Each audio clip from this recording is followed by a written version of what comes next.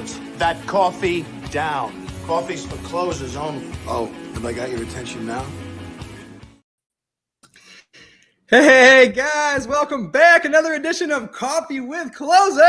What's up? What's going on? Welcome. Don, Gavin, good morning. Greg, Morning. happy to have you, brother. Good morning, everyone. I'm honored to be a guest on the show. I see you guys launch this. What was it, like 5 months ago now, or 4 months ago now? Probably, 3.5, 4, give or take. Yeah, we're having a lot of This stemmed fun. from that conversation in Key West until about 4 a.m. Was this where this podcast originated? It did. I love it. That's exactly it. That's exactly it. I saw that picture of the three of you guys, and I'm like, I bet you they came up with this idea in Key West at 4 a.m. That's That exactly is what happened. exactly right, Look my at friend. that. My guess That's is true. awesome. We gotta Along with share a few other a, ideas, yeah. They'll share a common need to get out and get wild sometimes, you know? I love getting wild. My venue at my location of choice is Las Vegas. I love it. Hey guys, I want to do something today. I have about 100 of my books, The Ultimate Guide to Wholesaling Real Estate. And I bought a bunch of these and I was giving them out to people at events. But COVID has really dampened my events. And I got about 100 of these books. So if you ask a question today, I'm going to mail you a book for free, my cost. So if you do ask a question, what I'm going to have you do is I'm going to have you text me your name and your address. And we can use the number. Where's it at? Here it is.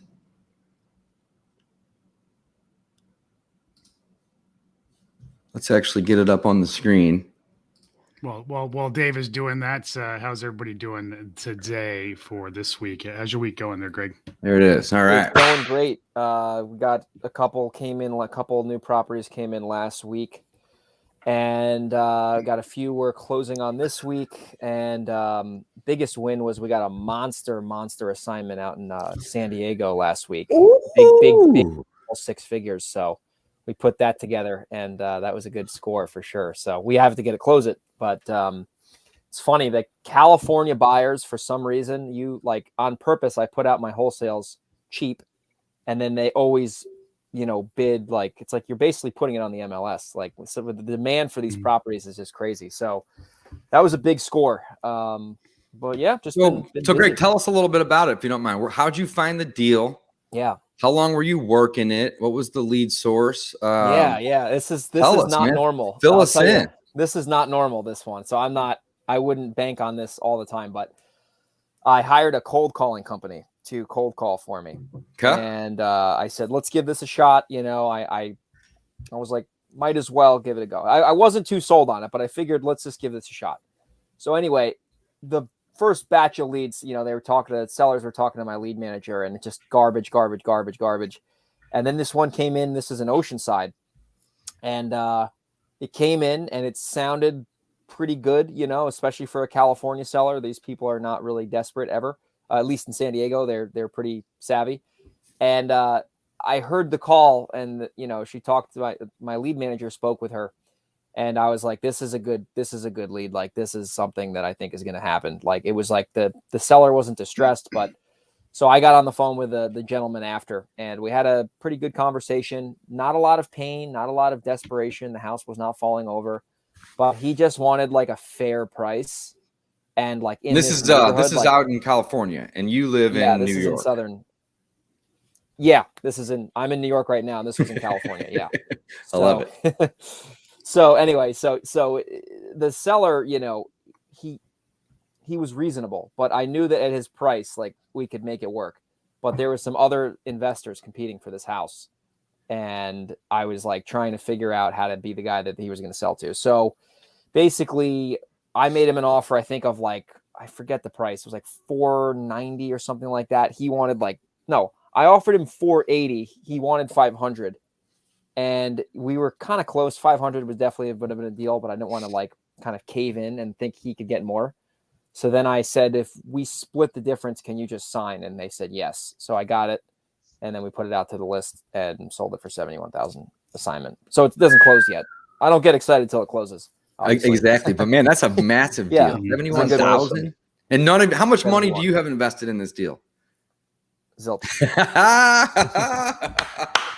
Yeah. That's cool. That's 71K, awesome. you got You don't zero need- money in it. it's Your crazy, only yeah. cost is your marketing, Marketing. which is awesome. So how did you guys go about marketing for the deal? Where did it was a cold It was calling a cold company? call. It was a cold call. Unbelievable. Yeah. It was a How cold awesome call. is that? You know what? I would say it was a little lucky because cold calling normally, from my experience, like it takes 4, 5, 6, 7 months to really get some momentum. This was just happened to be luck of the draw. So listen, that could have been a mailer. Like it could have been any channel, right? It could have been a text message. But the way I kind of saw it, I'm like, a lot of people would have probably maybe thrown that lead away because it wasn't like your typical, like, oh my God, I need to get rid of this thing. It's a mess. Like I'm in trouble. I just knew that market and I knew what like houses were selling for over there. So I knew at that price, like there's something we could do. Something we could do to make it happen. You hit on something though, and that is, a lot of people. First of all, you hit on something where you said the first handful of leads were coming in were junk, right? Uh-huh. And a lot of people will see the first handful of leads come in as junk and think, "Oh, that marketing source doesn't work." You got to turn a lot of dirt to get the gold. Every once in a while, a nugget pops up. This is a nugget. The second thing you hit on is it wasn't obvious. No, and that's the other thing. Most people fail because they don't recognize the opportunity, and then the next step where most people fall short is they don't recognize what a deal actually is. You knew the market, you were able to recognize the opportunity, you understood marketing channels were about sifting through dirt. And that's really when people say, oh, it doesn't work for me. It's because they're missing something in those 3 steps. And recognizing opportunity is usually once the phone has rang, like your marketing has worked and the phone has rang, recognizing opportunity is usually the number 1 point of failure. And then the number 2 is, okay, I see opportunity, but now I don't know what a deal actually looks like. Yeah. Those are the 2 major points of failure where I see most people hit the wall when they're trying to get going in this business. That is so true. And especially in areas like San Diego is, the houses are sort of similar, but it's not like a Phoenix where like everything is literally homogenous, where like every property is very similar. Right. Like I've found in San Diego, there's some pockets you really got to know. And then especially up in like the Northeast where, the inventory up here, like you could have a house built in 1920 and then next door, there's a house that was built in 1970. So like knowing like some new people, like they might have a good opportunity, but like you said, Don, they don't know how to really like what it's worth or what you can pay for it to still make it a deal. And they fumble these leads and they blame the leads, but they really just didn't know, like you said, how to capitalize on that opportunity. And that's something that just comes with experience. And, a lot of the houses we've been doing this year have been through other investors because they're coming to me and they're bringing opportunities and they're new. They don't really know the market as well as someone who's been doing it for a while.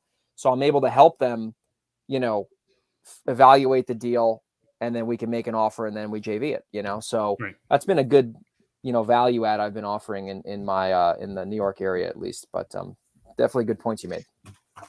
Man, I love that. I love that. Super new at this. What was your earnest money amount? People are still trying to use 1,000 or less is a question that we have. So how much earnest money did you have to use on this deal to make the $71,000 assignment? Yeah. So you can, I'm not an attorney, so I don't want to talk about so basically in California, from my experience, let's say you have an earnest money with a seller for $1,000 and then you go wholesale it and you have a cash buyer going to put 10 grand down. You can have the 10 grand pretty much cover your gap with the seller. So technically no, but really 10 grand, but it's the assign OR's money. So that's in California. How much did you have in it of your own? I didn't put a deposit down because 0. So you use the end buyer's earnest money. Yeah. I love doing that. We do that almost every day. For instance, we do a $500 earnest money deposit standard on every one of our contracts. And if the seller asks for more, then we'll negotiate with the seller, just, in that particular situation. But then we require our buyers to put an earnest money deposit down, and it's greater than what we put in, what we put down on the property. So it always ends up satisfying whatever the situation is with the seller. Yeah. Another thing too with that question is it really depends on where you are. So for example, like up in the Northeast, sometimes I'm putting $10,000, $15,000 down hard, non-refundable. So in New York, you really can't do that because the attorney, in order to have a signed contract, the attorney sends your attorney a contract and then you have to put a deposit down before it's a valid contract. So it's harder to wholesale up here because you have to have some money to put down in deposits. So normally I put down like $2,000, $2,500, sometimes $5,000. We'll get away with $1,000 sometimes, but normally it's going to be more than that. But you know, a lot of people don't like that. I recognize that as a little bit of a barrier to entry. So there's not 10,000 wholesalers in my market. There's a good amount, but it's not as saturated, I guess, as a Phoenix or a Dallas or somewhere where there's, you know, I don't know, hundreds of wholesalers. But there's still deals anywhere. It doesn't matter where you are. Yeah, 100%. I love it. Tiana, send me your address. I'm going to mail you a free book for asking a question today. Look at that. Much appreciated. That's awesome. And that was actually a really good question. Gavin, what are you doing for earnest money? Sorry, I've got a bit of a nightmare on my hands. I'll explain it here in a minute. $100 is what we do. $100. Yeah, it doesn't have to be high. Again, it doesn't have to be 1%. But very rarely send it in. We use the buyer. Yeah. Same. Oh, I forgot. I'm so sorry. Let me go send this over tomorrow. Yeah. You should send it in, I guess, but it depends. If it's something that's like a certain situation, if you feel the seller's a little dodgy and a bit crazy, we'll send it in, you know. Yeah. But otherwise, yeah, $100 for us. I got you. All right. So Greg, I want to jump in with you for a couple minutes here and talk about, and we've done this on a podcast or two in the past too, but like the closing attorney. And this just blows my mind, right? So I'm in St. Louis, Missouri. We have title companies that can get deals done, and we have closing attorneys who can do it, but I'd never go hire an attorney if I can just have a title company do it. It's typically cheaper and it's not required, right? Mm-hmm. But up in New York, where you do a lot of investing, everybody has to have an attorney? Yeah, in New Jersey too, and Connecticut. Or in New Jersey too? The 3 states, yeah, you got it. PA, you don't have to have an attorney, so that's a good area to do it in without dealing with the crap. But basically, so I'll just speak mostly towards New York State, which is pretty popular. So there's probably a good amount of investors who are watching this or who will watch this. So the way it happens in New York is when you have a seller tell you that I accept your offer and I want to proceed, it's very hard to get them to sign a contract. Not because it's illegal, and once again, this is not legal advice, but the standard practice that everyone is aware of up here is like you have an attorney represent you in a transaction. So if you have the seller sign the contract without them having an attorney, you could get sued down the line potentially if they wanted to like kind of go and, you know, report you or something. So I always have all the sellers that I work with get their own attorney. I refer them attorney if they don't have one. Most of them have an attorney. And what does that cost the seller? Well, that's part of the negotiation too. It depends on where you are. In Long Island, it could cost $2,500, $3,000. If you're up where I am, it's about $1,000 on average, $1,500 just to have them represent the seller. So it's more expensive. But what happens is once you get an attorney involved, it takes about a week to 2 weeks to actually have a fully signed contract if it's working well, because that attorney that's representing the seller has to send your attorney the contract. That takes a week usually. And then usually that contract, there's some language in there that's not in the investor's favor. Usually they want 10% down. They don't want it to be assignable. So then you have these attorneys go back and forth six or eight times. So they go back and forth up to for $3,000 another week. Oh, so great. My record is it took 2 months one time to get an accepted offer signed in contract. Took 2 months, 2 full months. And it was like in limbo. So the seller could have sold it behind my back and I would have had no recourse. But anyway, so once you have a fully signed contract, this is the real thing I love about New York State and doing properties up there is I've had this happen to me in Texas where I've had a hot deal under contract. We had a buyer lined up and we were going to make a fortune. And then the seller wanted to try to get out of the contract and they can't technically do it, but like, it's really like you can cloud the title, but I still ended up losing. And I think I got $1,000 and I was going to make like 60. So like I lost the deal. So in New York, it's very hard to get into contract, but it's also very hard to get out of contract. So if a seller changes their mind when you have a fully signed contract, you can actually sue them for the entire purchase price if they don't want to close. So if you're buying a house for $500,000 and the seller doesn't want to sell because they have a higher offer and you're in contract, you can sue the seller for $500,000 and win. So you can't ever get snaked out of a deal by a buyer or a seller. It's impossible. Like legally, it's impossible. So there are some advantages of having the attorney. Huge advantage. Okay. So when you assign, like if you have your contract in New York that is allowed to be assignable, most attorneys don't care about that. if you assign the contract and you're making $100,000, which is, you could do that down in Long Island or up by me, if the seller's mad, you're making money, and the buyer's mad, you're making money. Everyone has to close. Like, you can't really, like, if you're the buyer, you'd leave your deposit down. So it's a good state, because when you have a contract, you're going to close all those deals. The seller can't squeal out. The buyer can't back out unless he wants to lose a huge deposit. So those are some advantages that I've liked about doing business here. It's just, you have to get used to that, and you have to have a big pipeline, because the cycle takes a lot longer. So as long as you have a good pipeline, it doesn't really bother me anymore. And then when I go get a house in California and I sign it on DocuSign, I'm like, I think it's like a scam. I'm like, this doesn't even make sense. Like, what is this? It's way easier over there. Doesn't make any sense. So the seller has an attorney. You, as the investor buyer, have an attorney. If you're wholesaling, you still have an attorney, and then that other end buyer has an attorney, and then their lender has an attorney. And then their lender, assuming there's a lender. So what happens if it's like a joint venture with two investors in the middle, and then a buyer that has a lender? How many attorneys are there?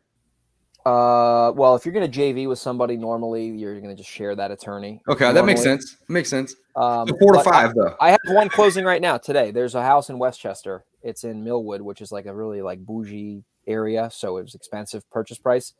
I have an attorney. The buyer has an attorney. The lender's attorney is going to be there, and then the seller and the seller's attorney are going to be there. Or the seller's not going to be there, but his attorney is going to be there. So there's 4 or 5 attorneys involved. It's crazy. It's at 1:30 today, actually. So what does that cost? I mean, is that like $1,000 per attorney?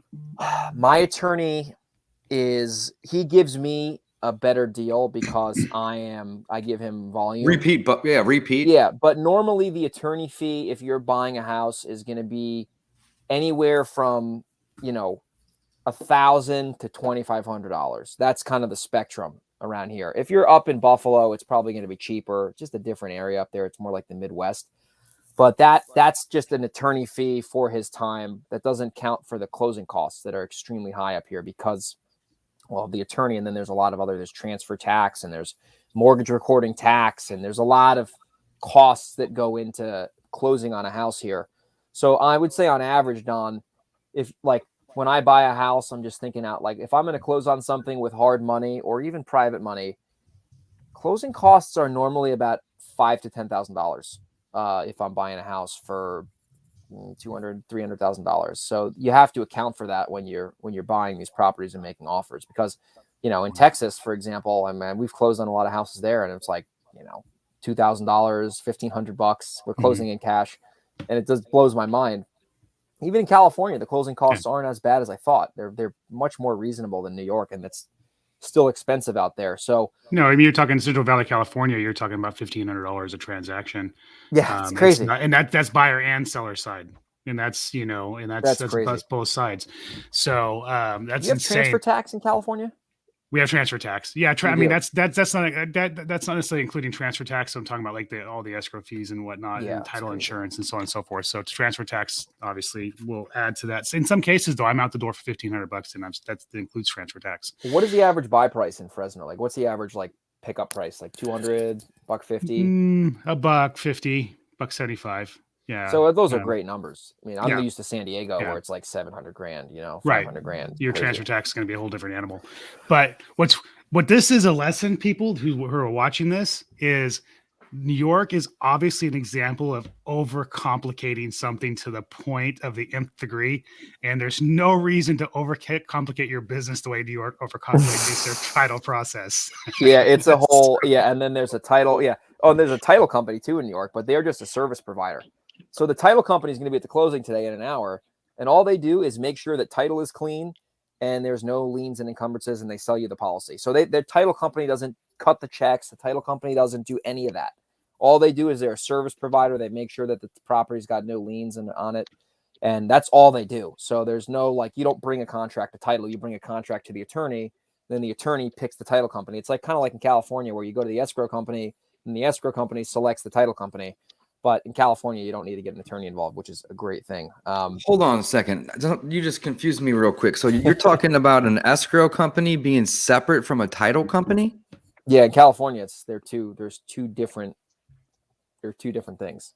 Oh, I learned something new. I never knew that. I've always figured that the title company was the escrow company. That's what I thought. At least it is here in my city. Don, is that up in the Central Valley? Is that how it works? In Northern California, the title company, escrow company, are the same thing. Oh, in Southern Cal, it's different then. In Southern Cal, it's just an escrow, and then they get title. It's a little confusing in Cali, but New York is a lot more complicated. So here's a quick story on the Northeast and why it's different, but why it's better. So this is like real going on in lifetime.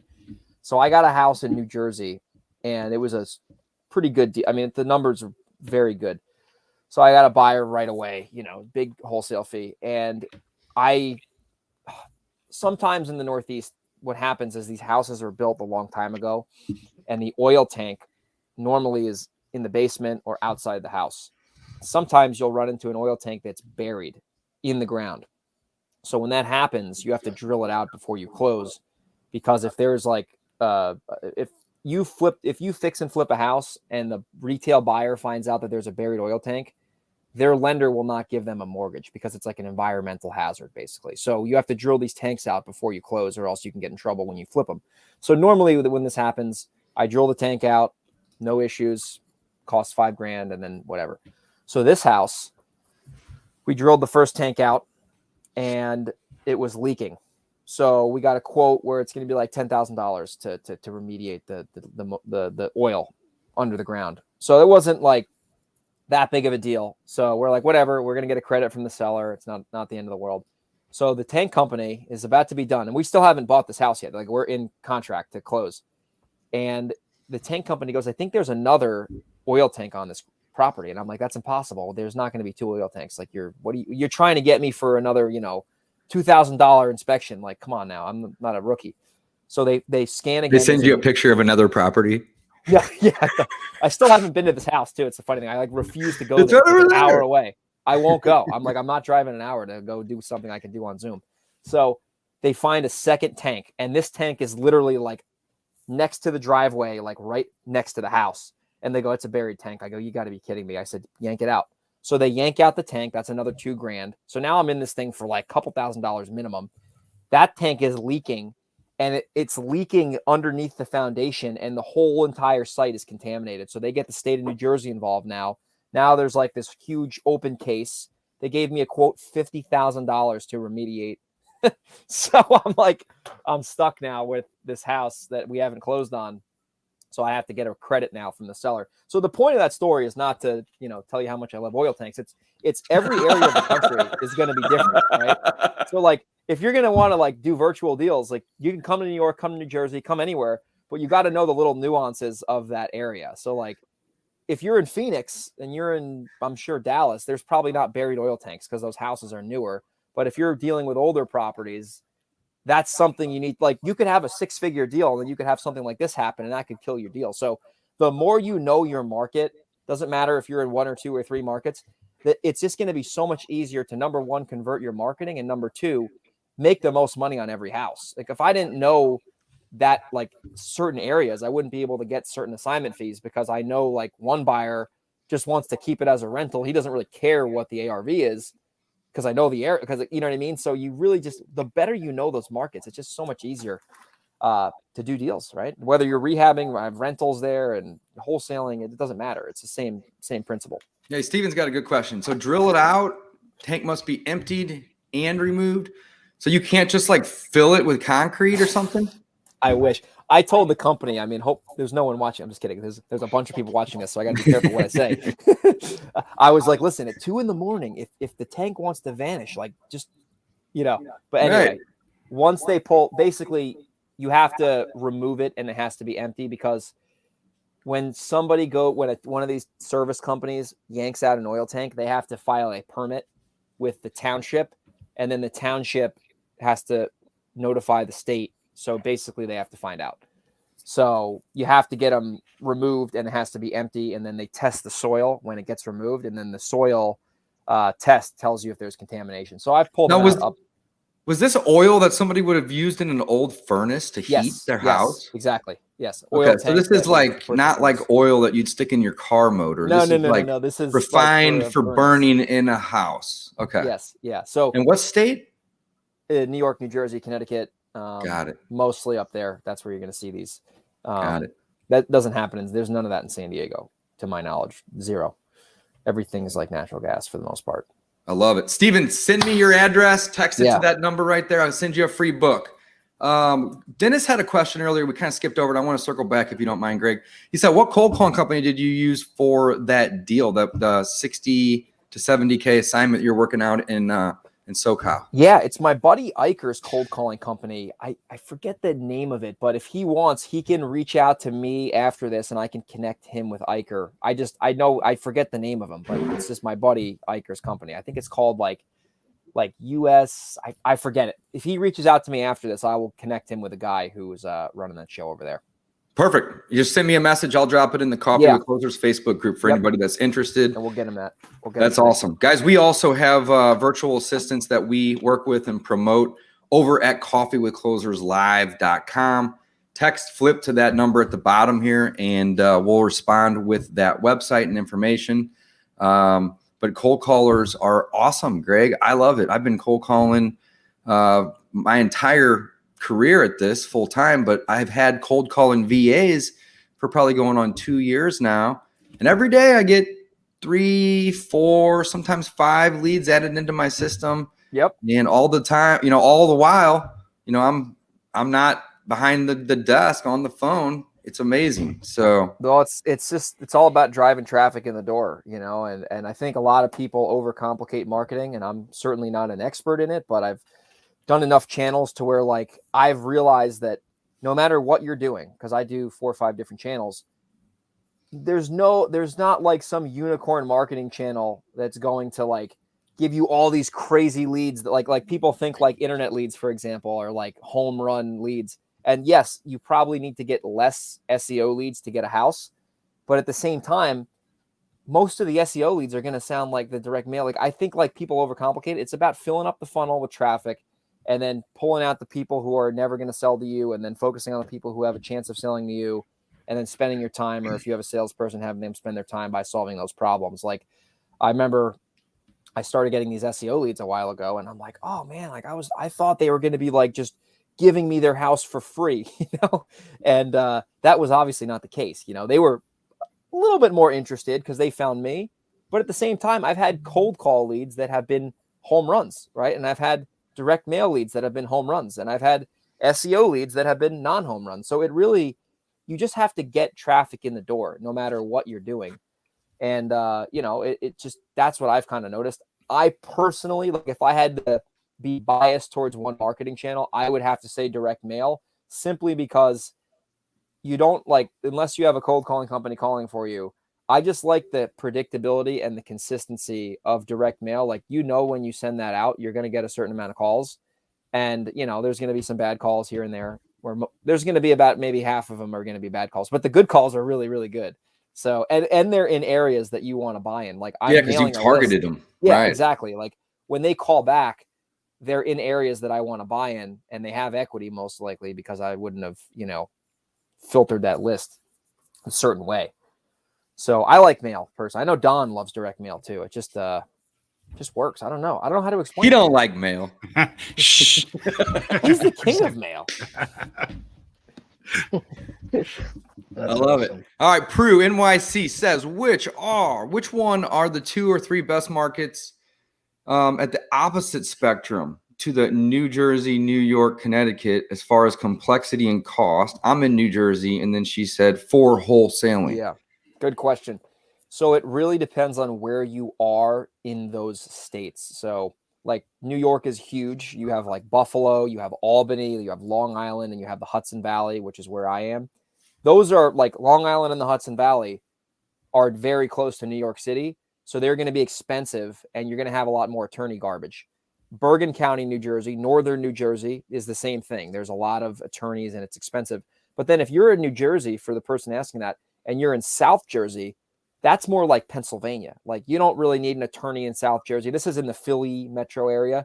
So I know guys down in South Jersey, they don't even use attorneys. So it really depends on where you are.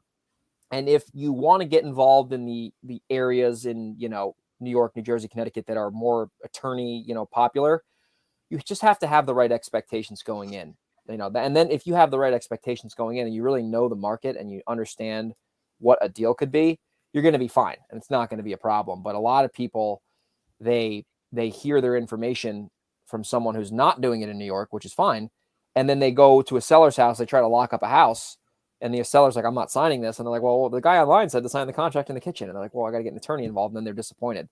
So you just got to kind of know a little bit of the nuances there. But I would say if you're in New Jersey. Anytime somebody tells me they need to get an attorney involved, I'm like.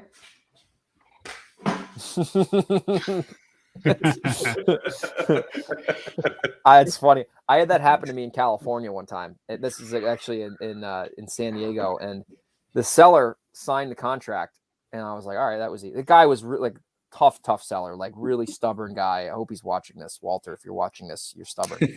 And he just signed this contract, and I'm like, thank God. We put it out, sold it, and all of a sudden I get an email from his attorney. She's like yelling at me. I'm like, I didn't know you existed. So other states you can get attorneys involved, but it's in New York, it's everyone has an attorney representing them. So it just makes things harder.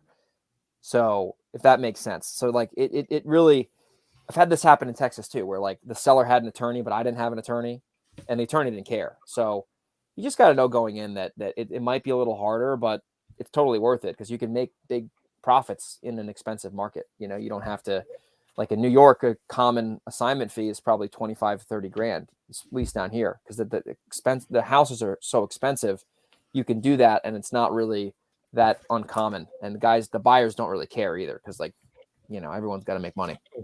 I think the good thing is though with like New York, because it is so complicated, that it weans out a lot of competition, right? Because I think people go there and try and do it, but then when they realize all the steps and they're new, it's super difficult.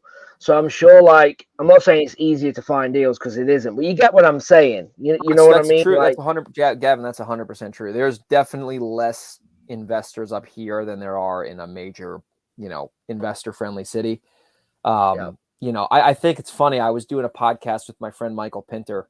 Great guy. If you guys ever want to have him on the show, he's a really wealth of knowledge. And he was telling me, he's in Long Island, so that's an hour and a half from this area. He said there's probably 6 guys on the entire Long Island. There's 3 million people on Long Island that are systematically marketing for sellers. 6 people. That's it? Because we know them all. Like, we all know them, you know. What? So, yeah, that's like the way it is. I mean, and when he says 6 guys, he means like 6 guys who have real companies that are like consistently bringing in deals. There's probably more, you know, onesie twosie guys here and there, but yeah, no, it's a total different planet for that. You know, there's probably, I would say 40% of the time, probably about 40% of the time, we're the only company making the seller an offer. You know, and then the other 60% there's competition. But yeah, it's good, you know, because you don't have to, you know, fight on every single deal, you know. we were working on one together. Can you remember that? In the Bronx. Yeah. She wasn't talking to any other investors, I bet. I think she just had I think that was a 3-unit property in the Bronx. Yeah, and I think it was a father that was living in it, and he wanted to stay in it. And you know, I know we were, you know, working. We didn't get the deal done, but but that's the point. Like, I'm not trying to figure out New York. I just call you. Say, hey, let's JV. Yeah. What do we do? That's the way to do it. Absolutely. That's the thing too. I've noticed, like, a couple years ago, I was doing a good amount of properties in Dallas, you know, and I've never lived in Texas. So the way I was doing it was I was partnering up with somebody on a JV basis. We weren't on the same LLC or anything like that. It was just a case-by-case deal. We were splitting the properties 50-50. We were closing on a lot of them and just either rehabbing them or putting them on the market. But, you know, someone was like, oh, well, you're leaving all that money on the table. And I'm like, I guess you could technically say yes, but at the same time, I don't have to the only thing I had to do was get the deal either on the phone or send the lead out and have someone sign it in person. And then after that, that was pretty much it. And I would just get a wire sent to me when the deal closed. So like, I kind of looked at it like, yeah, I'm giving up half the profit, but at the same time, like I'm not really doing anything after I get the original property under contract. So the point of that is, like, a lot of investors, especially if they're new, if you want to add value to someone in your area, bring them deals and JV with them. And you'll learn so much just from working with someone who has a lot of experience. and they're going to want to take your call if you're bringing them real opportunities. Because of course, because the way I look at it, I have a lot of people bring me deals. That's a free lead for me. Like that's a deal that I didn't have to pay any money for in advertising. So if I have to split it with somebody, I don't care. It doesn't matter to me, right? Because that's essentially like just a free property that I got. And say we make 20 grand, it's like $10,000 kind of falling from the sky. That's how I look at it, at least. Yeah. So a lot of us up here do that with other new investors.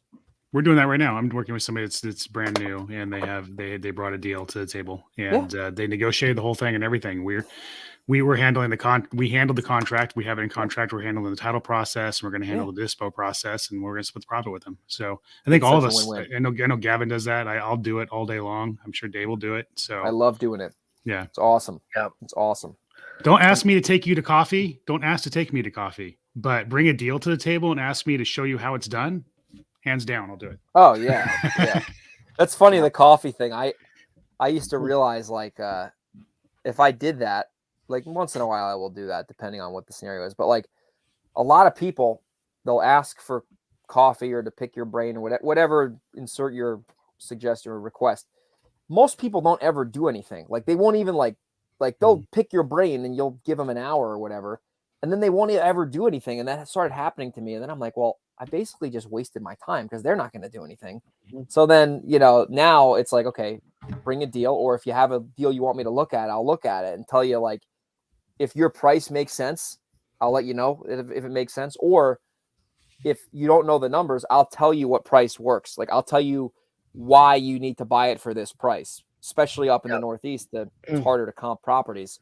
And then they know. You know what I mean? A lot of times they're bringing me stuff. It's like listed on the MLS. Like, oh, you want this house? I'm like, no, it's listed. Yeah. I was just hanging out with Dodge for a few days, and we were talking about this, like, where we literally tell people like every step, like exactly what to do,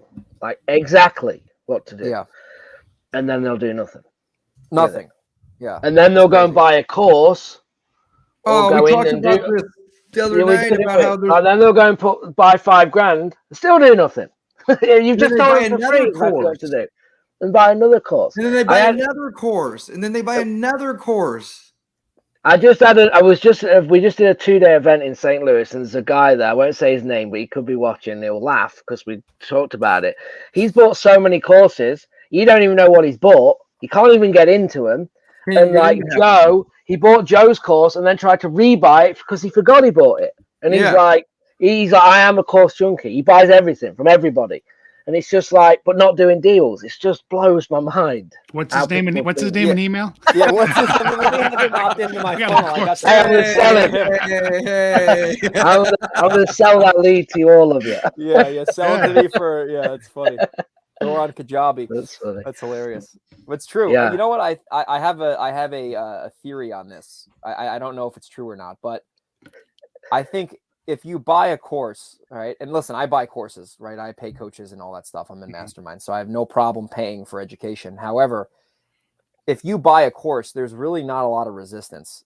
Like maybe it's uncomfortable to spend $500, but after you spend $500, there's no resistance. You can go through a course and think you're learning, which you're technically learning, but there's no resistance there. When you actually like put out a direct mail campaign or hire a cold caller or bid on a pay-per-click, whatever keyword, you're probably going to encounter resistance there, and people don't want to encounter resistance. So they want to think that they're doing something productive by buying a course, but there's really not a lot of resistance with that, But if you're going to make offers, and you're going to negotiate with sellers and get rejected and have people call you and scream at you, people by human nature, they don't want to do that.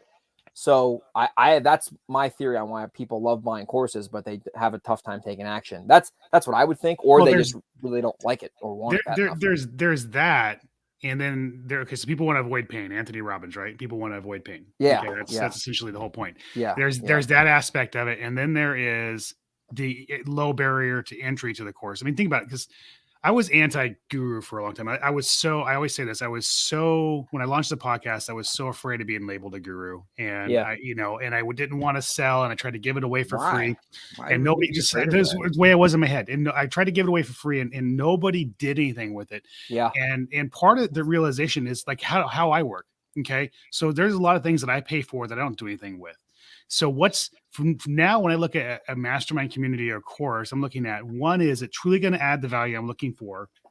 Do I align with whoever it is that is associated with it? Number two. And then is the price point, this is an honest question I'm asking myself, is the price point painful enough that's going to force me to pay attention? I love that. That's such a good point. I was talking about this today with some of my students. This exact thing. Is the price high enough that they're going to actually perceive value? I love, I'll spend $200, $300 on a product and look at it for 15 minutes and then be like, I'll come back to it. And then I'll never come back. Right. If I spend $1,000, I'm going to give it a half a day, maybe a whole day to look in and be like, okay, let's see what's in this thing. What's your number? We have this, we can go on a whole different tangent too about do you need to keep your job or burn the boats? Like I'm a burn the boats guy. I think when it comes I think when it comes to buying a course or paying a mentor, what's your burn the boats number? That's the way, if you're going to actually do it, is it going to cause enough anxiety in you that you're actually going to take action on it? And that's what because the reality is we all want something for free, but we're not going to do anything with something for free. We don't value it. If somebody gives you a brand new Lamborghini, you're going to drive it into the ground. I mean, you don't value it, and you're not going to value somebody's time and effort to put into you. You're just not going to value it. Burn the boats. That is so freaking true, Don. Especially too, if you think about this, just to add to that real quick. I have, hundreds of books in storage units on shelves and multiple sides of the East Coast and West Coast, hundreds of books. Imagine the collective knowledge is in all those books. A book is probably $15 on average. Let's call it $15. Yet the value in a book could literally be $10 million if it's some crazy tech startup book. But people perceive when they buy a book for $15, I'll read this if it's interesting, maybe I'll do something about it. But let's say that book costs 10 grand. Right. They would be, reading the thing with a highlighter, with a magnifying glass.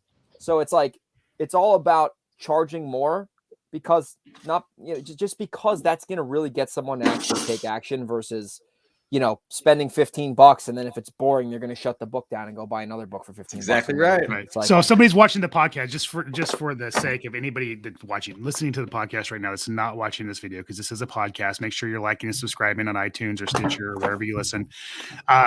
Dave just walked over as Greg is talking about books with a stack of books. Oh my God. About half his height. I got four more over here. And David's the same height as me too. Right. That's a lot of books. Right. So very That's cool. awesome. It's true, man. It's true. And I remember so now I'll charge for my time, right? I don't do it a lot, but if I do it, I'll charge for my time. And I remember I did a call with somebody a month and a half ago, and I make them fill out a questionnaire. They gotta really be specific so I can make sure I give them what they need. And I can guarantee you the person who pays for an hour of someone's time versus taking someone out for coffee for $5, they're going to do something over the guy who takes that for coffee, because they're like, I just paid this guy whatever.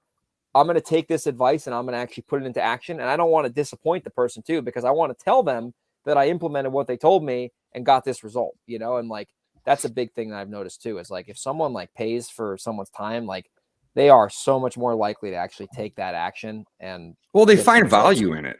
Right. Yeah. I think That's the main thing, right? If you don't find any value in it, you're just going to be like, oh, that's really interesting. Yeah. Well, Otherwise it's no, I'm going to take exactly what you said. I'm going to go home. I'm going to copy it, duplicate it, make it my system. Thank you. Right. And let's flip it one more time. And because I want to hit this on the head, because it's something I've been thinking a lot about. I have kids, right? I have kids. I have a life. You are a kid. You're asking. I am a kid. You're asking me to trade my most valuable commodity, the one thing that I can never refresh, get back, work harder to get more of. Yep. You're asking me to trade my most valuable commodity for you to give you information that I have worked my ass off and lost millions of dollars to learn. Yeah, it's so literally, true. So that you won't do anything with it. It's if you're not willing to man up or woman up and add value to that situation, you literally aren't worth me trading the one thing I can never get back. I'm sorry.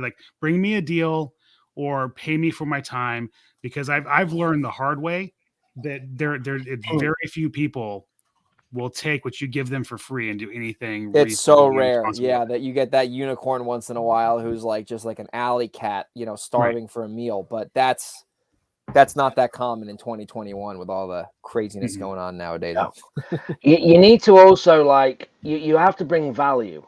That's what I look for. Like, you got to bring something to the table of value, where you can't just come with a taking mindset. You've got to give something to get it back, right? And I don't know what that is, but how can I help you?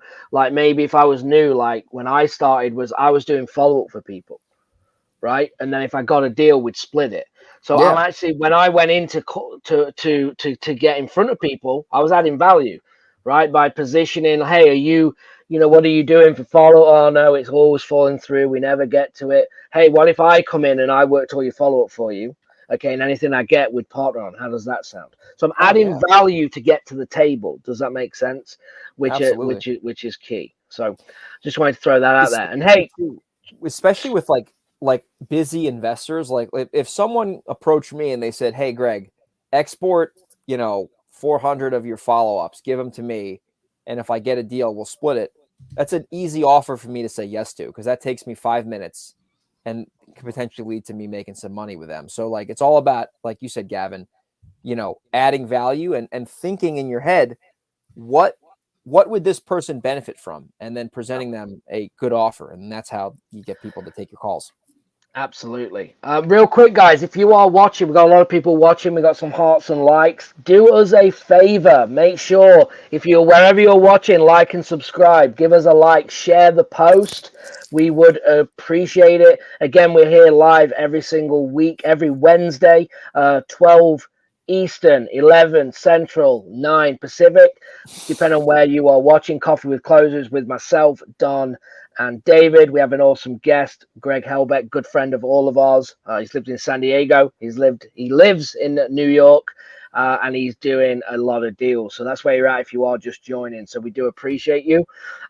Real quick, guys, I got a selfish one for you.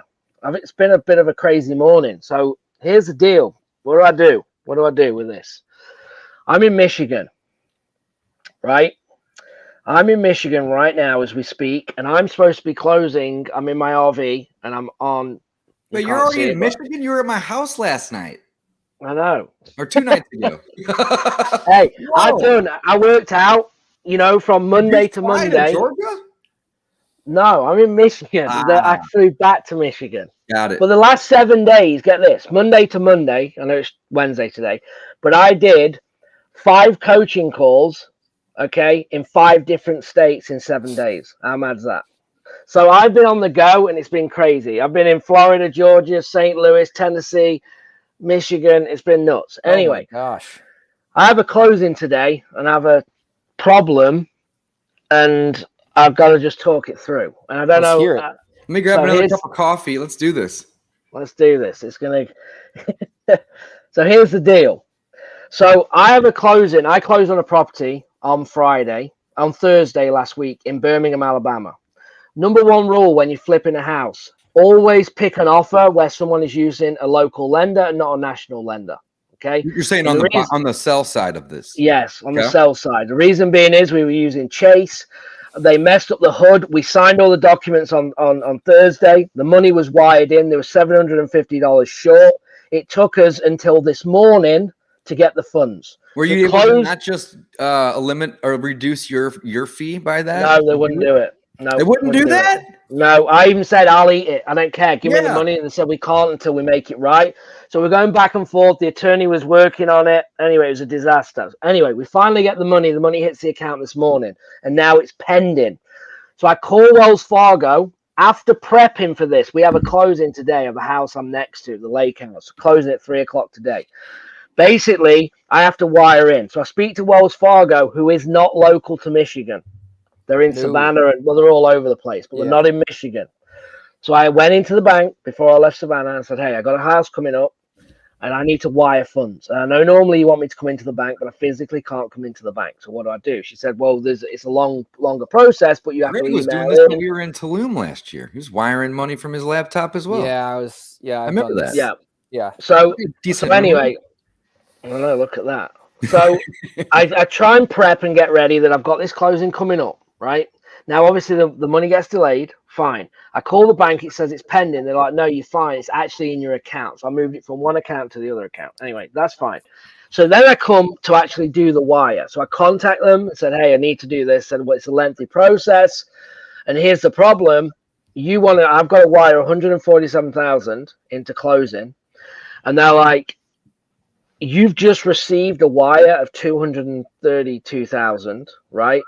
And you now want to wire out 149,000 on a telephone transaction or whatever it's called. It's probably going to get denied. Yeah, you tell them that you were a prince in Nigeria as well. Yeah. So I'm like, well, cool. Some money. So I'm like, well, that doesn't help me, does it? Because I need to get this money into title to close. Now, I've talked to title. They were like, look, you can sign the documents. We'll just delay it until the funds come in. But I'm like, well, cool, but I don't know how I'm going to get the funds there. So I'm now I've come to the conclusion that I have to drive 4 hours to the bank. Has anyone got any other suggestions? Listen, I mean, I do this a lot, especially going back and forth. So I use Chase. So, I mean, that's a huge, national bank. I do all my wires online, on the computer or on my phone. I've increased my wire limit to whatever, because this is for a lot of deals. So if you can call them and increase your wire limit, to over 250, they might be able to let you do it on your computer, because right now it's 25 grand. Yeah, you have to bump it. That happened to me, and I was I was with David actually too. I remember we were together in Nebraska too. I was in Nebraska. I was buying a stupid building, and I had to put a lot of money down, and I was like jumping all over the place. So, it is a stupid. It's costing me a lot of money now. It's a little bit of a dog, but that's another story for another day. But anyway, I had to go, and I was on the phone with Chase. They were being idiots like normal, and then they were like, "Well, just increase your wire limit, and you can send this wire on your phone or your computer." And I'm like, "Oh, I didn't know that." So I learned that lesson. Okay, so I call Wells Fargo, and I'm going to try that because I didn't actually try. That gets shut down. Then what do we do? Well, that's me driving 4 hours. That's only $625,000 wires. Oh, it's a limit. It's a limit. 25. Hey, Gavin, is this a wholesale? Oh. No, this is me buying. Okay, got it. Are you flipping the house, or are you living in this lake house? No, we're keeping it. So I'm buying it and I'm keeping it. Yeah. Okay, so you just need to take. Okay, so what I just need to move my own money into this to pay cash to buy it, and that's all I'm trying to do. Do you have? So the closest Wells Fargo from where you are is 4 hours away. For 4.5 hours. Yeah. Where are you in Michigan, by the way? That's my first question. So I am an hour north of Grand Rapids. So so you're like on the west coast of Michigan, all the way up, like kind of. Well, yeah, it's not that far up, but you got to think Chicago. You've got to go all the way down and back around to get to Chicago, like South Illinois or whatever. South Chicago. How much is it, Gavin? I can cover it for you for a few days for 1 or 2%. maybe you go to a local bank, Gavin. Maybe if you went to a local 4-hour drive, brother. Yeah. Couple points. It could be an option. Some Ranger tickets. It could be an option. Don't tempt me. If you go to a local bank and wherever you are and see if they could maybe do the wire for you, maybe I would ask that. If you can. Well, I've got an account with Chase. So I've been thinking I have an account with Chase, but I don't have a business account. I have an account with Chase, a personal account that I don't really use, but there is a Chase local. But then I'm thinking if I go and see Chase, it's going to be the same problem because I still got to. It doesn't matter. Get the money from that account. I've got to get the money from that account to Chase, so it's still not going to work. It's like a stock you're buying on margin almost. It's like you're trying to trade on margin. I mean, I would say that worst case scenario, if I were you, if you couldn't do it virtually, I personally would not drive 4 hours. I would say escrow company, title company, unless a meteor is going to hit this house tonight. Can we just wait till my funds hit the account? And so it depends on the urgency. From like a family friend or something. Yeah, it's coming from, but still, we're buying a grandmother out. But I'm not worried about. I could push closing back, but I'm still going to have the problem of I've got to get the money. So that's never not going to change. That's my point, because I'm here now for the next. I mean, I'm flying to Tampa in a couple of weeks, but I'm not back home for another 5 6 Oh weeks. yeah, you're kind of you're up in Michigan, yeah. Yeah, I'm not leaving anytime soon. I would exhaust all options to not drive 4 hours, and then if you try that for 24 hours and the only option is go 4 hours, then I would have to just cave in and do it. But I would just try to make a. I mean, 4 hours is a good ride. That's like me driving from like San Diego to Vegas or something. So that's a good trip. So yeah, that's like that would be my last option. But I think if you could try to see if a local bank could get creative with you or something like that, that might be the way to go. I love it. All right, Caroline's got a question. What tools do we need in our tool belt? Podio, scraping solutions, batch leads, Freedom Soft, Rentometer, all, some. Greg, this is actually a really good question. I'm just kind of curious, what are some of the softwares and tools that you use in your business? Sure. PropStream, I use that a lot. Podio, CallRail, and Google Sheets. Man, that's pretty simple. And what about a phone system? On Carrot. CallRail. On Carrot. That's for your inbound leads from AdWords or direct mail or whatever. Yeah, I would say the biggest one though is Call. I mean, I use CallRail a lot. Is that your phone system? Yeah, I have like 55 different phone numbers. Let me ask you a question, okay? Because we're smartphone. Just to throw that out there, it's SMRT Yeah. Okay. So CallRail is more robust when it comes to like your KPI tracking, like your dashboard reporting. They're on fire. But years ago they had this delay in the call. Because it's voice over IP, and there was this delay, and it was really weird when you're trying to build rapport with the seller, and they would say something, it would take a second for you to hear them, and you'd say something, take a second for you to hear them to hear you. So we switched over to smartphone, and the call quality of smartphone was better then. How is CallRail's quality now? Do you feel like there's still a delay? I don't sense it from what I can tell. I think it depends though, Don, because there's two things you can do on CallRail is you can call through the internet, or you can call and it will hit your phone and then it'll go out to the actual number. So I like to make all of the calls, and my assistant makes all of the calls through the internet. So it doesn't route their live phone. It's an internet call. Yeah, it's literally a web call versus like calling the number, having it route to my cell phone or her cell phone, and then it going out to that phone number. So I think that's where there's a little bit of a gap. So I like to just go all through the internet because, I need Wi-Fi to work for the most part, or I can just use my phone data. The thing I've noticed with CallRail, though, that I don't like is that they're like my CallRail bill gets more expensive every month. Like my CallRail bill last month was $350. Wow. Just for call. It's a lot. And I'm like, what the hell is this? And I was investigating, and it was like, my assistant was using the phones more, which is a good problem, I guess, because that means she's making offers and whatnot. But like, I think they rolled something new out, and like that's an add-on. You know what I mean? So it is getting more expensive. But the way I'm looking at it is like, well, if the CallRail bill is expensive, that means the phone's ringing, and if the phone's ringing, we're making money. So it might just be a wash. So, and I'm so committed to CallRail. Like I have so many numbers with them, and I just use it so much. It's like, it would be hard for me to part with CallRail because I'm just so familiar with it. But I've found the internet has not been a problem. Actually, sometimes CallRail is clearer than my cell phone. That's good to know. That's good to know. All right, so PropStream, Podio, CallRail, Google Sheets, On Carrot. That's probably at least 80% of what you're using, right? 80-20 principle? I don't think I'm using there's another thing I use actually that's pretty cool. It's called OLM Investor Hub. It's like heard of that. What software. It's like a list stacking software. Got it. Okay. Very cool. Yeah, that's something I use too. But besides that, I mean, I pretty much keep it simple. Nothing. Gavin and I were talking about this just the other night on my couch having beers. What tools do you need to be in the tool belt? I'm going to circle back to this question that Caroline had. Podio, scraping solution, batch leads, Freedom Soft, Rentometer. And here's the thing, guys, all of these tools are going to help you if you use them, right? It's how much time are you going to dedicate? So like, don't go out and get 10 softwares if you're not going to use all but one or two of them, right? Also, Gavin, will you explain to me what you said the other day about how you had a guy that had been doing deals for 12 years? You know what I'm talking about.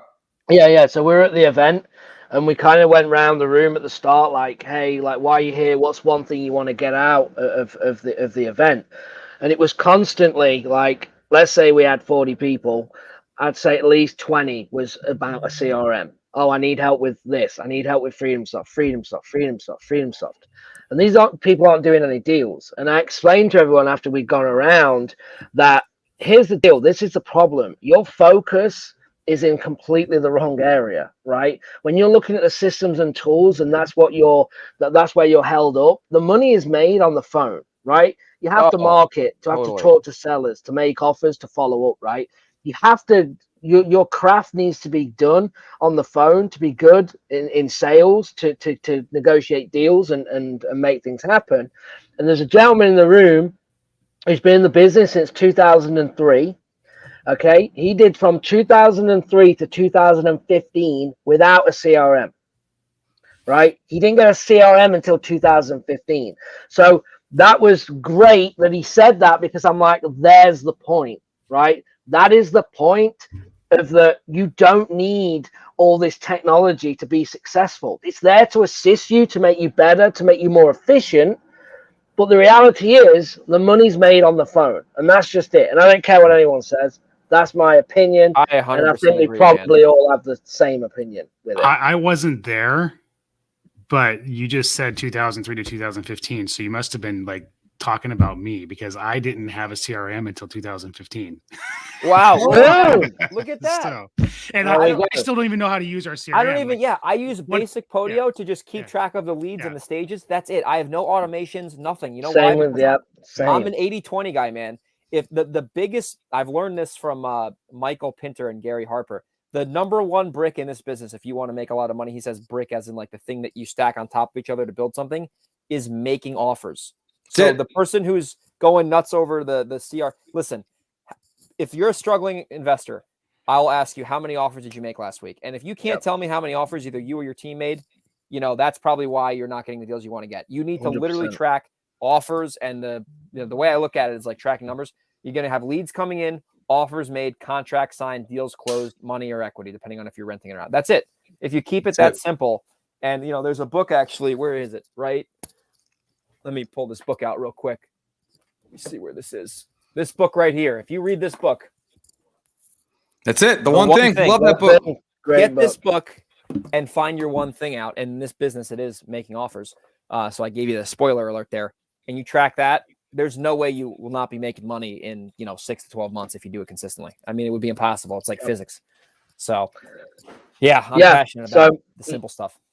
No, 100%. I mean, that is the same. I think there's 3 things in a CRM, right? You change the status so you know what's going on. You create a task so you know what to do next, and you update your notes. That's it. They are the 3 things in the CRM that you need. Julia's going to kill you. She's just told you to tidy that desk up. I love it. I love it. It just awesome. Make offers and and like another thing too is like the metric of making offers is such a good metric, because let's say you make 30 offers and you get 0 offers accepted. Let's just say hypothetically, that's probably not going to happen, but let's just say that happens.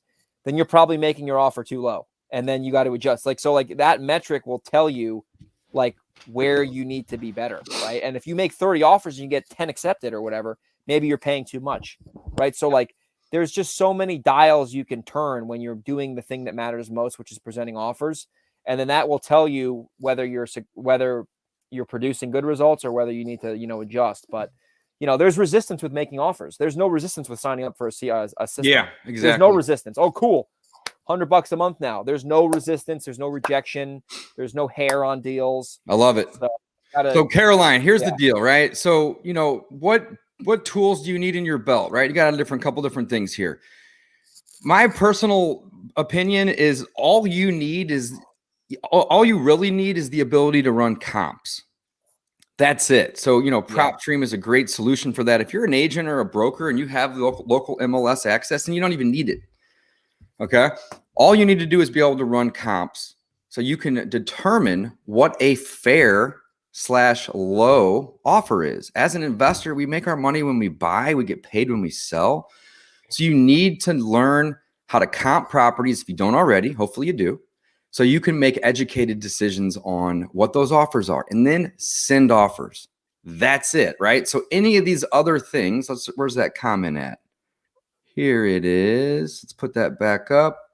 Scott scrolled up. Any of these other things like batch leads and FreedomSoft and Rental Meter, these are really just, other ways to help you make more offers and or make sure that the offer you're making is an educated offer. That's it. So in theory, you don't really need anything other than a contract and a comping tool. That's it. Podio and FreedomSoft and RE Simply is one of my favorites. And REI Black Book's another great one. All these things have lots of bells and whistles, but at the end of the day, CRMs only do two things. And I'm actually curious if you guys, disagree or agree with me on this. But from my perspective, and I've used a ton, is they help you take notes on what's going on with the lead, and they remind you when your next follow-up is. It's notes and tasks. That's it. That's all mine does. That's it. It's notes and tasks. Now, if you have automated follow-up and e-contract signatures, and these are just bells and whistles, they may make your business run a little smoother. But guess what? In the beginning, they're going to do the exact opposite because you have to set them up. And that could take 1 hour. It could take 100 hours. I've literally gone down rabbit holes with CRMs for months, literally months in the plural. And guess what happened to my business when I'm trying to automate a contract? Nothing. No offers are being made. Yep. Right. And all of a sudden I'm doing 10 deals and I'm all of a sudden doing 2. And I'm like, well, what the hell just happened? And it's because I had my head down in a system trying to figure it out, when in reality, comping properties, making educated guesses on offers and sending those offers are what get you paid. Period. Yes. So you can afford those nice tools. Exactly. So now we have additional tools to help market, to get more leads in the door, so we can do what? Make offers to them. Make more offers. Love it. Excellent question, Caroline. I love it. Send me a text with your address if you're interested, and I will send you a free book. I love it. That's a great question. Look at that. Greg, you got time for a few more, or are you in a hurry? Of course I do, my man. Cool. Let's say maybe 5 minutes, and then we'll wrap up. Gavin and Don, if you guys got to go, it's all good. Totally understand. I got to go and figure out if I'm driving 4 hours or not. Yeah, do your thing, brother. No problem at all. No problem at all. All right. All right, guys. I appreciate it. Jay says, I'm putting out bandit signs and I'm doing all of the marketing. That's it. That's what you got to do, Jay. Do the marketing. It's opportunities for you to make offers to people. I love it. Jay also says, I'm getting in the business. Agent don't want me to write or assign the contract, but he says he'll pay me a fee because I want my ink to get paid at closing. Is this a good deal? And essentially, it just depends on that relationship that you have with the agent. Agents don't want you to write contracts on properties that you then wholesale, because there's a big chance that your partner may not close. And it's going to be a time waste, right? Yes. So you're better off finding that partner first and then making that offer to the agent all at the same time versus trying to find them after the fact. So that brings up a really good point. MLS listed properties are difficult. Yeah, they are difficult to do. I don't do a whole lot of MLS properties because of a couple reasons. One, they want proof of funds, right? Well, we can do that, but if I'm going to wholesale a house, I'm going to put $100 down. I don't want to put down $250,000 to buy the thing first. I want to be able to use contracts and leverage to be able to control it and sell it. 2, agents, whenever they go in and they pitch their business, Greg, you're going to love this. When they go in and they pitch their business, do you think that the agents are ever like, hey, I'm pretty confident that I'm going to get you 65 to 75 cents of what it's worth? Who's going to hire that agent? Nobody ever, right? Yeah. Agents are going to say, hey, Zestimate says it's worth 160. Let's list it for 180 and see what happens. They're going to give you the optimistic point of view, right? And they have no skin in the game either. They're going to have no skin in the game either. So when you go to an agent and you say, hey, I'm going to pay you 70 cents on the dollar, do you think they're even going to take that offer to the seller? I mean, they're supposed to. That's ethical. That's the way it works. But they're not. They're going to be like, oh, my seller doesn't want this one. Thanks for the offer, right? Yeah, I've had with that. I mean, I have the rare, like maybe once. This has happened once so far this year where a seller got my mailer and it was listed on the market. And I'm like, dude, your house is listed. I don't think this is going to make a lot of sense. And he was ultra motivated and we ended up buying it. but that's not normal. That's an anomaly. That happens once a year, maybe, because we do enough marketing. So I wouldn't say making offers on the MLS. If you're going to wholesale, it makes any sense. If you're going to take them down and rehab them, and you know that area, that could probably work. But if you're assigning contracts, I mean, that's the MLS. You're barking up the wrong tree. Well, here's the other perspective of it. Most people that are trying to wholesale at the MLS, this is what really gets my anger going. They'll go in and they will outbid everybody else that's bidding on the MLS offer, making offers, and then they'll try to assign it for a higher price. My gosh. If you just, that's not adding value. It's like if you go in and it's listed for 100 and you negotiate it down to 80 or 75, and then you want to wholesale it for, say you get it for 75, you want to wholesale for 85. Well, you added value, you negotiated it down, right? You put in some work. I could get behind that. But if it's listed for 100, you go bid it up to 120 and then try to assign it to me for 130, you've added zero value. That's insane. And that's I've seen that happen so many times. It's ridiculous.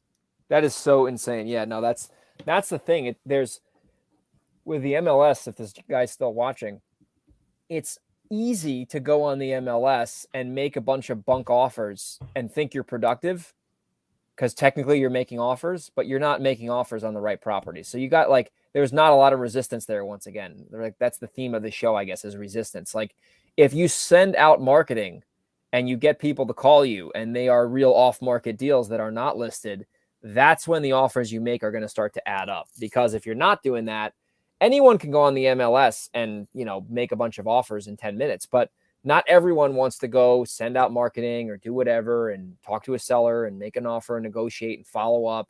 That's where the value's added, because you're going out, like Don says, you're creating value by finding a deal that no one knows about at a good price. And then you're selling it at a price that works for both parties. And that's how you create deals, by adding value. So, the more resistance, the better in the beginning, because then you just get used to it. Yeah, I love it. Absolutely agree. A couple more real quick, guys, and then we'll wrap up for today. I appreciate you staying on for a couple extra minutes with us today, Greg. No problem, man. Will says, what is the best method for contacting sellers? Here it is right here, Will. iPhone. It's a phone. 12 plus. Yep. Doesn't matter what type of phone. It's a phone. All marketing leads to phone calls. All. Yes. Right? Everything. If you're doing SMS blasting or texting, right? The purpose is to get people on the phone, right? Yes. If you're sending direct mail, you're telling them to call, text, or email you, or go to your site and fill out a form. So then you can then call that person, right? If you're doing radio ads, you're going to be advertising your phone number or your website so they can call you, or they can fill out a form so you can call them. Bandit signs. You're not putting down your home address saying, come over to my house and hang out with me. You're saying, call me.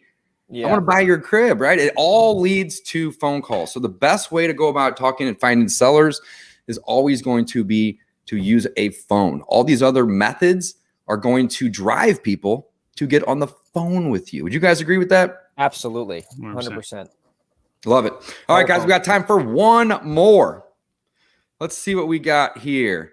What is a good tool to comp properties? That's a good one. A good tool to comp properties. I think PropStream is what we're all. Redfin.com. Yeah, Redfin's free, guys. Redfin. Redfin.com. Realtor.com. ePraisal. These are free places, right? We got to do the caveat that you don't go off this estimate. If you go to Zillow, you look at the neighborhood and the properties around what's sold and what's listed. Yeah, I just want to make sure that somebody who's never heard that before hears that this estimate that would is be garbage. Easy if you just do this estimate. You're on the money every time. I would have a VA make offers for me, But Redfin MLS. Well, I like the MLS, but depending on if you can get that in your area, or if you have a license, right, that would solve that. But I've found that Redfin in Southern California is pretty much the MLS. I found PropStream basically is the MLS in that area. And then same up here in the Northeast, Redfin and PropStream. If you don't have the MLS, you can do some real damage with those two pieces of software. I love it, man. Greg, thank you so much for coming on today. Always a pleasure chatting with you. You inspire the hell out of me, my friend. Thank you, man. I appreciate it. And you're always doing big things. And I love connecting with you. I love learning from you. I always learn something every time I talk to you, man. You are full of knowledge. And I'm going to speak for Don on this as well. We are super grateful to have you on the show today, man. Thank you so much. It is my honor to be a guest. Thank you for allowing me to join. So I hope you both have a great rest of your afternoon, and sure we'll talk soon. That's right, guys. Thanks for watching. See you guys. Don't forget Bye-bye. coffeewithcloserslive.com, free resources. And if you watch today and you want a free wholesaling real estate book, I got about 30 of these in my basement that I need to get rid of today. I will send you one for free. Now, this is only to the people that text me in the next 30 minutes. So if you're listening to the podcast, we have other giveaways for you. But I'm actually going to be mailing people a book today for free, my cost. All you got to do is text me your address. Don't drop it in the comments. I'm only going to be working on the texting, right? So 314-310-5221. Again, that's 314-310-5221. Shoot me a text.